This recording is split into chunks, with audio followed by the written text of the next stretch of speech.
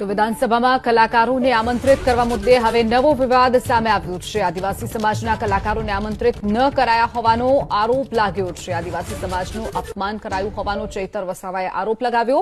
આદિવાસી સમાજમાં પણ મોટા ગજાના કલાકારો છે। વિધાનસભાના અધ્યક્ષ આવું કરશે તેવી અપેક્ષા ન હતી તેવો આક્ષેપ ચૈતર વસાવાએ કર્યો છે। આદિવાસી સમાજના કલાકારોને ન બોલાવ્યા તેનું મને દુઃખ છે તેવી વાત ચૈતર વસાવાએ કરી છે।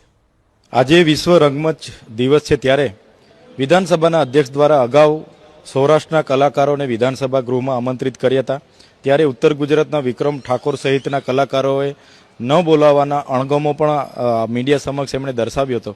પણ 3 તબક્કા દરમિયાન જેટલા કલાકારોને બોલાવવામાં આવ્યા છે એમાં ગુજરાતમાં જે આદિવાસી સમાજમાં પણ લોક કલાકારો છે, લોક ગાયિકાઓ છે, એક પણ આદિવાસી સમાજના કલાકારોને બોલાવવામાં નથી આવ્યા।